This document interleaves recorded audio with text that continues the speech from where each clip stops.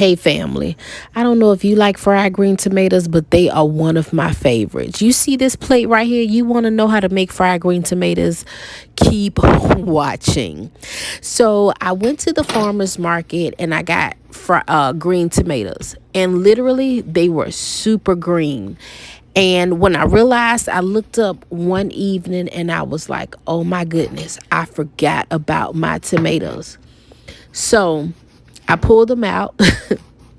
They were a little red, but they still had that real firm texture. So I was not afraid to fry these. Now, if your tomatoes get too red and they get that softness to them, you don't want to fry them because they'll get gummy and mushy. But because these still had that real firmness to them, I knew I was able to cook these in the fried green tomato way that I've always done it. So you can see me here slicing them up. Now, one key about fried green tomatoes, you can slice them thin, but you don't want to slice them too thin to where they're paper thin. You want to slice them where they're a little bit thin, but they have a little girth to them. Now, some people slice them thick and like them thick. I don't like mine's too thick, but I also don't like them too thin. Now, my husband, who passed away, God rest his soul, he knew how to make fried green tomatoes where they were like super thin and delicious. That's not my ministry, so I have to keep it how I know how to do it. Okay, and this is the way I cut them.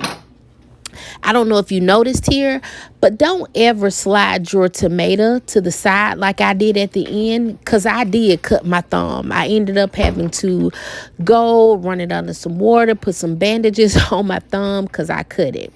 So as you can see here, I've got all the tomatoes cut. Now, one of the keys to a great fried green tomato is buttermilk. Okay, hear me out. Now, I'm one of those people, I don't really like buttermilk like that. My grandmother used to make cornbread and pour some buttermilk and dip her cornbread in the buttermilk and eat it. That's not me. I can't do it. But for some reason, when you soak your tomatoes in buttermilk, it gives it this nice, full, like twang and just a beautiful flavor to the tomato. You don't even have to extra season it or anything because the buttermilk does what it needs to do to make those tomatoes just pop when you bite into them. It gives them an extra burst of flavor. So just let them hang out into your buttermilk juice or your buttermilk. I'm sorry, not buttermilk juice, but in your buttermilk while you get everything else together. So as you can see here, I have Martha White's cornmeal mix. This is what I use to make my cornbread. I had about a half of a cup of it left. And let me tell you guys, this is an instance of use what you have, and you never know like what amazingness you can come out with. Because I'm so used to making my fried green tomatoes with just cornmeal or cornmeal mix. That's all I use. But as you can see, I didn't have but a little bit of cornmeal mix. I had maybe half of a cup. So with that, I just went into my toolbox. I had some panko breadcrumbs. I threw the rest of those over in there. That was about a half a cup of panko breadcrumbs. And I knew I had a ton of flour. So I put about 3/4 of a cup of flour into it. And here is where you can just be creative as you want with your food. So for me, what I used, which was onion powder, garlic powder, into my mix. I used some complete seasoning, as you can see, and then I went and pulled my old time favorite, which is Old Bay. Now, I don't know about y'all, but Old Bay is just a special seasoning to me. I try to always keep Old Bay in my cabinet. It's something that I can use it with so many dishes. And so it's just a staple, and I just added it over. And I mixed this all up. While all the time, my tomatoes are still soaking in buttermilk. So from there, once you get that done, now you want to get to the process of heating your oil and getting it ready. You want to get it ready for your tomatoes.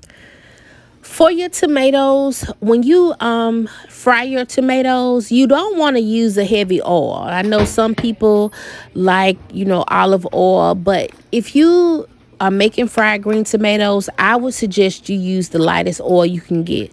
You can use avocado oil. For me, I used canola oil. You can also use vegetable oil.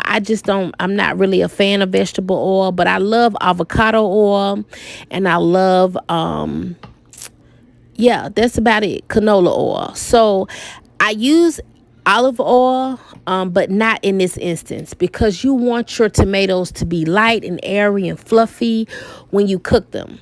So because you're using flour, cornmeal, you're using panko, you're going to get a textural difference when your tomatoes fry up.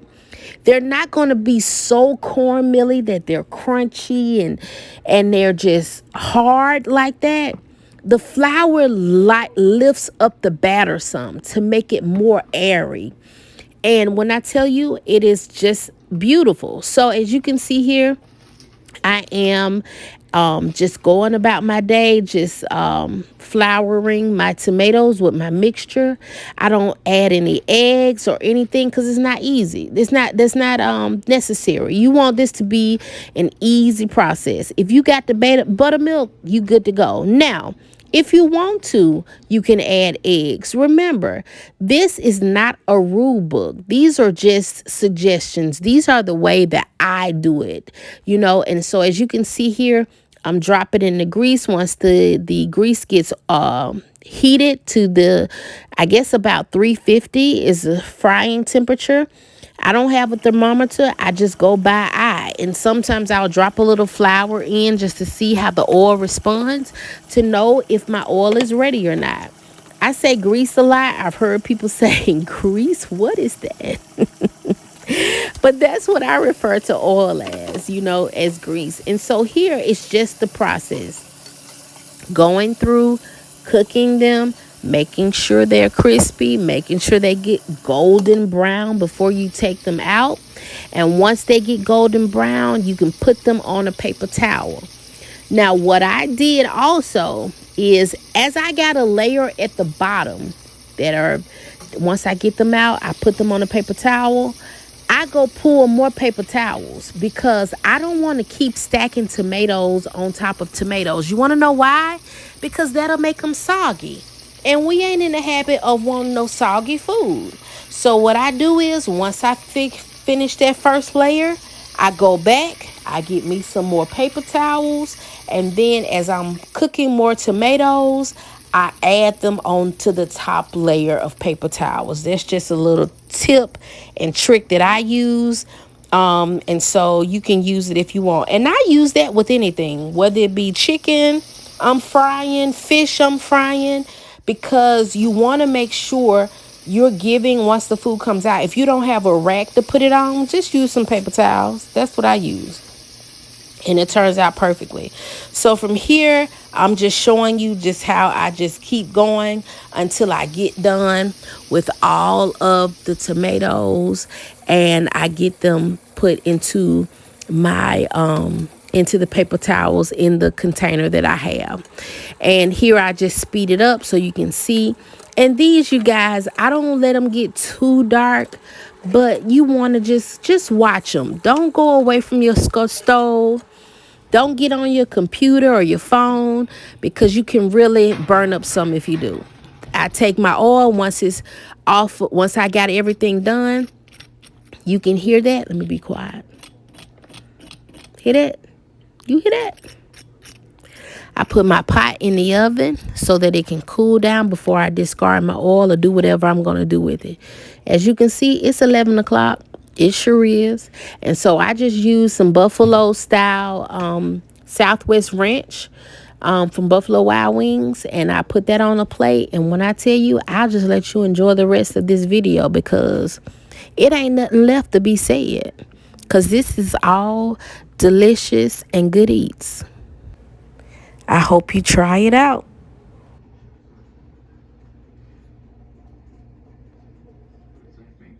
All information is time-coded by entry, and the bits when total produce an aggregate amount which I don't want a computer science lesson data. Bottom line.